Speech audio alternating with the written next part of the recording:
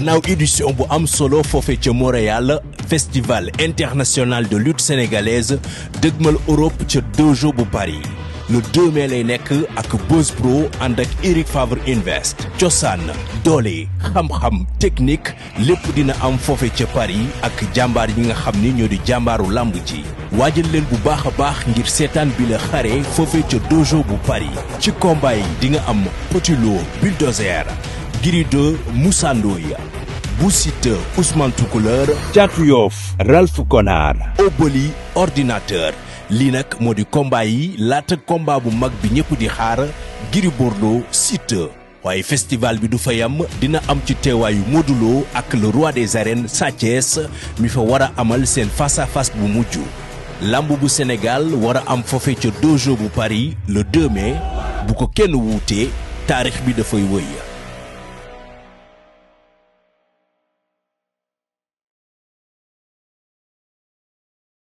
jërëjëf Pape Ndiaye ni ngi toog nag nga xam ne mooy Malick Gningue nekk président Sakku Xam-Xam bokk aussi ci commission règlement et discipline voilà c'est ça donc Père Malick maa ngi lay nuyu bu baax a baax. Ndeye Coumba maa ngi lay fayati vraiment yow moom fay la day neex dans la mesure où li naan mbocc ba grand bi may doog a dugg ci làmb wax fa dëgganteeg yàlla avec vous savez très bien première structure bi gënoon kii muy sunu làmb. wax fa dëgganteeg yàlla ku ma ci xajaloon nga. merci beaucoup ñu ñëw nag Père ci actualité bi nga xam ne wala boog li ñu génn ci week-end bii passé combat Ada Fass ak ki nga xam ne moom mooy Eumeu Sène est-ce que la logique a été respectée selon yow. bon après un combat de lutte lu am rek logique la combat de lutte lépp lu ci am rek logique la dans la mesure où làmb la ñu wax victoire bi moom kenn xamul kan la mën na jóge fii comme mën na jóge fa ca des. Donc ce qui s'est passé me semble vraiment logique. Ada a été meilleur, il a gagné. Logique par rapport à la fraîcheur de jeunesse wala qu'est-ce qui a fait la différence jeunesse bi la wala bokk erreur yi nga xam ni moom la Eumeu Sène def wala mystique bi nga xam ni moom la ñu gën a privilégié du côté de Eumeu Sène bien sûr. Non, on me parle de mystique vraiment am na mais aussi il faut voir une chose comme je l'ai dit tout à l'heure lamb moom la plupart du temps ki daanu jour bi muy daanu cuune lay doon ki daan jour bi muy daan mbër mu rëy lay doon champion lay doon donc ce qui s'est passé véritablement ci lamb ji dañuy gis ne Ada était beaucoup plus près que Eumeu. ci ban plan. bon à tous les niveaux parce que moom moo gagné soo xoolee ba ci biir bu nu jëlee par exemple ci supporters yi. C'est vraiment Ada qui a pu remplir le stade, l'arène du moins. boo jëlee aussi dans le cadre par exemple ci li may gën a xool ci mbër moom mooy tuusam Ada prestation bu baax moom la def foofu bien que nag Eumeu moom xam nga tuus moom kenn mënu ko ci mais boo xoolee ba ci biir dans un premier temps c'était ça et puis teel na ñëw teel na pare aussi bon sur le plan mystique moom man je suis pas très fort parce que man sport moom laay suivre quoi. si biir géew bi bu arbitre bi sifflé am na ay action yu fa am qu'est-ce qui a fait la différence pour yow à ton avis. La différence c'est la rapidité réflexe parce que soo xoolee ba ci biir Eumeu gënoon na gaaw nii mais boo xoolee ba ci biir amul réflexe sur les réponses yi Ada doon teg moo tax boo xoolee ba ci biir Ada est allé très vite bi mu koy daan sax. bi mu koy daan boo xoolee ba ci biir benn caxabal la dugal après mu jeex quoi donc enchaînement yooyu ku la ko dàq ci làmb moo la gën a mën ça me rappelle un peu Balla Gaye mais Eumeu aussi parce que Eumeu était très rapide vraiment ci ay enchaînement am ci ay actions yuy dugg di génn man nag je suis pas très fort je suis beaucoup plus fort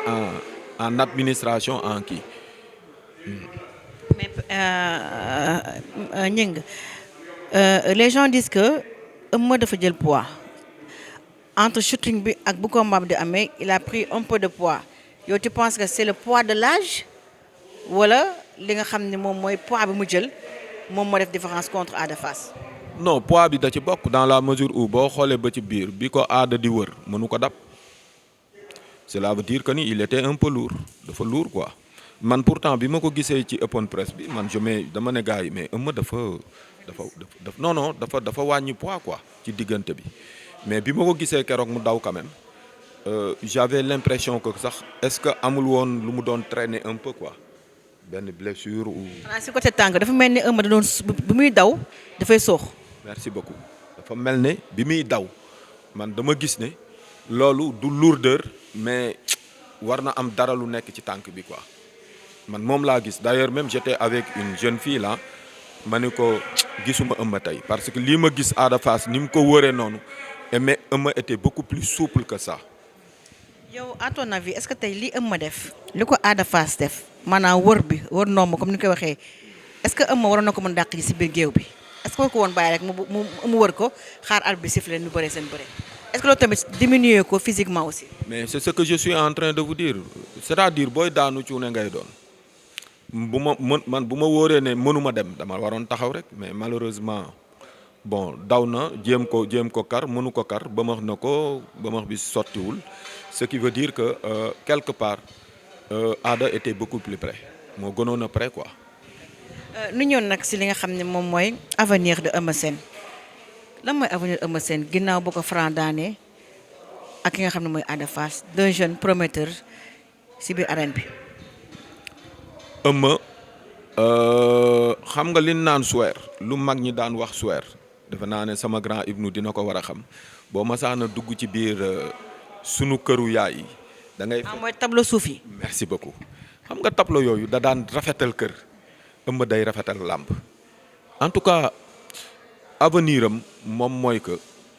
mu jàppale xale yi Pikine mais mu jàppale boppam ni muy jàppale boppam day continuer bëre. bu continuer bëre am na ci lu nga xamante ni lii bu dul dara sax dina ko jàngalaale ñi muy bëreel mais dina ko jàngalaale xale yi nga xamante ni suy ñëw ci làmb ji day ànd ak ñoom loolu c'est important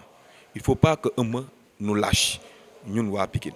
bon c'est vrai c'est un peu difficile pour ma wax présentement nii ci làmb compte tenu de ma position mais Eumeu il faut que xale yi Pikine yi muy bëre ñuy ànd ak moom mu leen di jàngal parce que dafa des li mu dese moom mooy que gis nga ku mënul géew am na mais ku mënul làng toujours da ngay am problème mu làmb mooy avant pendant et après juste après j'ai appelé Landiang je lui ai dit Eumeu nous a valu toutes les satisfactions yëpp la ñu defal moom ak Tyson c'est deux lutteurs at Baboy dan di ay lutteurs yu nga xamante ni li ñu waroon at Pape Diop Boston li ñu waroon a defal ci làmb yëpp defal nañu ko Fallaye Baldé même ba ci ñoom Ama ak kii mais Eumeu moom lim ñu indil bon il nous a fait rêver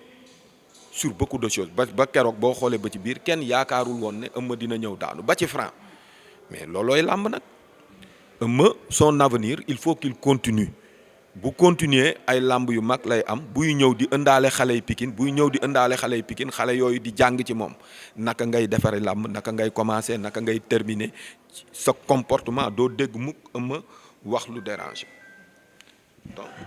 je crois que c'est il faut qu'il continue il en a besoin sax daf ko soxla. après wax nga léegi lim nga ay mbër wala boog ay anciens mbër ñoo xam ni seen écurie dafa dem ak ñoom seen ay retraite c'est le cas de Mohamed Ndao Tyson c'est le cas de Baboy ñi fi desee ñoo xam ne bàyyi nañu bëre nekk ak seen écurie mooy le cas de Pape Diop Boston donc ak ñi nga xam ne moom mooy Fallaye dem si yàlla Fallaye Baldé donc yaakaar nga tey ji Eumeu tey su bàyyee dina des ak ki nga xam ne moom mooy Tyson nga du def comme ñi nga xam ni mooy Mohamed Ndao Tyson wala Baboy nga xam ne alpulaar amatul ëbbul faale pratiquement soo leen déggee nu bëri ren balaa ngeen déggati yàlla xam. dañuy defaraat Pikine. si naka ngeen defaraatee Pikine. dajale ñëpp. est-ce que père loolu mën a nekk yaa ngi di ko wax waaye ça tarde à se faire. man dinaa ko réussir parce que nag ça fait 4 ans ma xawoon na génn un peu ci le monde de la lutte je suis revenu grâce à Pala Diop et on va se battre pour refaire Pikine aujourd'hui on est à la quête de champion ku ci mel ne Prince ku ci mel ne Eumeu Junior ku ci mel ne Dout Sané Boy Waranka ainsi de suite et même le petit-fils à Fallaye Baldé là Jacob man Pokola ñoom je vais essayer daal de voir mais fils de Sadio. fils de Sadio ñooñu je vais essayer de voir comment est-ce qu'on peut les rassembler. ak boy yi peut-être ça va réussir mais ak ñi nga xam ni mooy c'est les ténors ku si mel ni Ama ku si mel ni Boy Niang Eumeu Sène est-ce que ce sera facile de les nous trouver autour d'une table parce que ñi ne wax 100% Pikine mais est-ce que loolu c'est quelque chose de réel. 100% du am fenn Ndeye Coumba 100%. Guédiawaye est-ce que am na 100% actuellement. Parcelle de am na 100%. non Parcelles c'est autre chose Parcelles ils ont quelqu'un bu nga xamante ni bii muy Modou Lo beneen affaire la. C'est un autre niveau parce que il a su comprendre que moom il a commencé il va terminer il va quitter mais quand il va quitter il faut qu'il fasse bonne presse par rapport à li ko waa Parcelles jox. loolu la Pikine amoon loolu la Pikine ñàkk tey jii le prochain champion de kii nu ñu koy wax des Parcelles Assainies mais boo moytuwul li dal Pikine moo leen di dal tey moo looloo dal un peu waa Guédiawaye. looloo dal il faut que ñu xam ne la lutte dafa jël beneen envol boobu mu jël il faut que ay techniciens ay nit ñu xam làmb ñu ci mel ne grand Ibnou bi nga xamante ni bii tey ji maa ngi waxtaan ak moom mais xoolal dalay jàngal lan mooy àdduna dalay jàngal fan la jëlee Tyson fan la yóbbu Tyson il nous faut une jeunesse buy déglu aussi bañ a yàkkamti xam nga naka la ñu mën a amee benn Ibnou par exemple dans le monde de la lutte bu nga xamante ni bii kii tey je vous l'annonce mi ngi ci mbind ses mémoires mi ngi ci bind beaucoup de choses mais ku mel noonu kenn waru ko bàyyi ci ñooñu moom la ñuy dem toog waxtaan ak ñoom xool exactement fan la ñu war a jëlee Pikine pour kii parce que le monde de la lutte les gens parlent de champion il va falloir qu'on parle beaucoup plus des écuries parce que wax nga ko léegi pourquoi benn mbër nekk ci biir écurie benn mbër boobu moom la ñuy gën a gis que écurie bi ou baal ma sax amatul écurie association de lutte il faut que ñu dund et pour ñu dund loolu dafa am liggéey dama commencé woon par ARELS malheureusement bon ma demoon toog mais li ma yaakaaroon foofu amul fii te. Père am na benn fait bu ñu remarqué Pikine wuy si wuñu Eumeu Sène Pikine le 19 wuy si wuñu Eumeu Sène contrairement ak Ada Fass bi nga xam ne duy na partem bu mu fees dell macha allah mais dafa mel ni arène bi mi ngi Pikine kuy bëre Pikinois la mais j'ai l'impression que Pikine bu ñu doon xaar ñëwul le 19 bii ñu génn. on ne peut pas l'avoir pour le moment.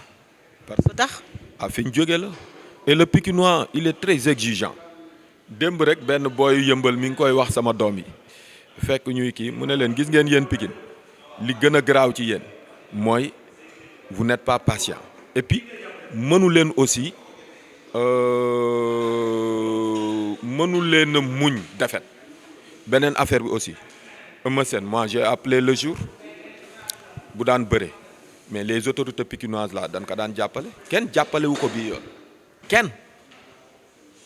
ci li ma dégg pourquoi. lan moo waral lool moom tamit lan la deful ba ñooñu génne seen loxo ci jàppale. non c'est-à-dire que moom laa la doon wax léegi obligatoirement les lutteurs de Pikine il faut qu'ils créent comme ni nga xamante ni moo am Guédiawaye comme ni nga xamante ni moo am Parcelles xam nga tey ñan ñooy tëgg làmb ji nitu Parcelles la nitu Guédiawaye la ana waa Pikine. Pikine amu leen promoteur ngeen bëgg wax. et loolu il va falloir. amu leen woon promoteur waaye amu leen woon promoteur bu jógee ci gox ba mais da ngeen doon bëre. non c'est parce que ñoo fa nekkoon c'est parce que suñuy mbër ñoo fa nekkoon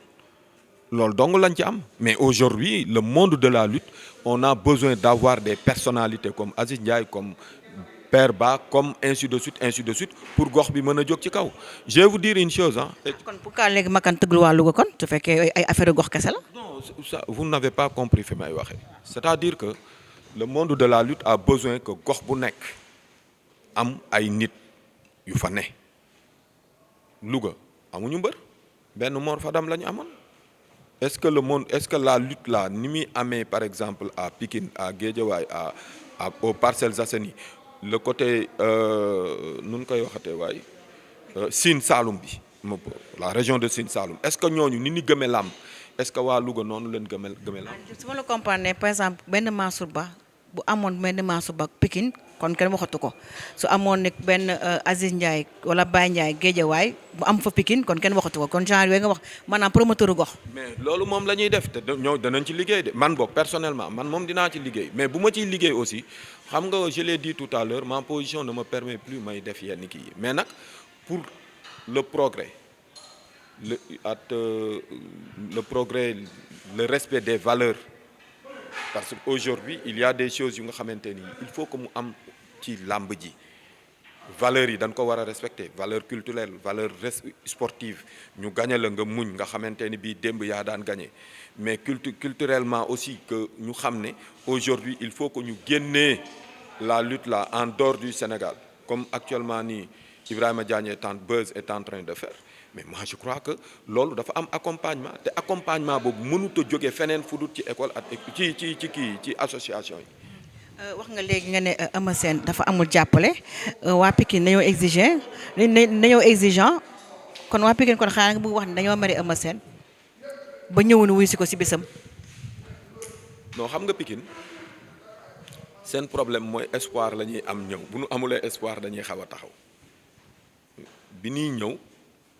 Eumeu nous a un peu fait rêver mais c'est à la dernière minute mooy ci open press bi au moins ça a permis de regrouper un peu waa Pikine mais c'était trop tard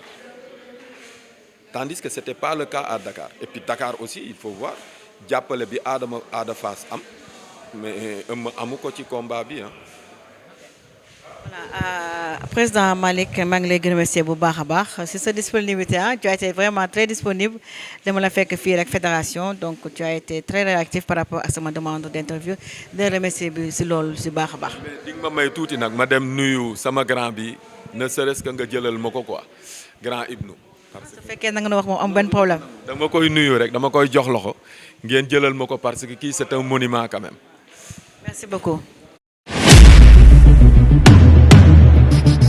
gannaaw édition bu am solo foofee ca Montréal festival international de lutte sénégalaise dëgmal Europe ca dojo bu Paris le 2 mai lay nekk ak Buzz Pro ànd ak Eric Favre Invest cosaan doole xam-xam technique lépp dina am foofe ca Paris ak jàmbaar yi nga xam ni ñoo di jàmbaaru lamb ji waajal leen bu baax a baax ngir seetaan bi la xare foofe ca dojo bu Paris ci combat yi di nga am Petit Lo Bulldozer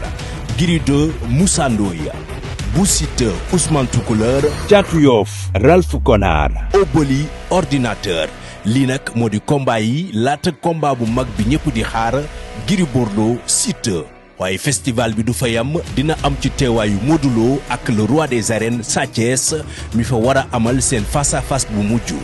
lamb bu Sénégal war a am foofe ca dojo bu Paris le 2 mai bu ko kenn wuutee taarix bi dafay wëy